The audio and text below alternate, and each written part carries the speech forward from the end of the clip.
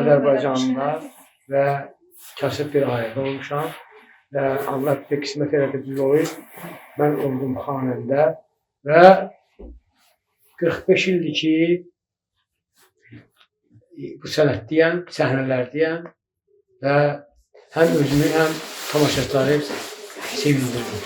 Bugünkü konsert bizim için çox əzəmətli oldu, çox böyle gözəl oldu. Çünki biz inanmırdıq. Bir həmişə gəlmişik bura, bizi çox isti qarşılayıblar. Amma bu cürlə səmimiyyət, çox səmimiyyət oldu. Ona görə biz özümüz dinləyicilərdən də çox yaxşı dinləyici olduq.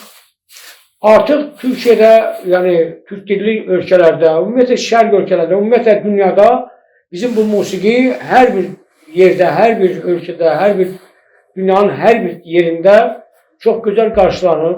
Çünki bu bir mənəvi bir musiqidir. Bu pop deyil, rock deyil.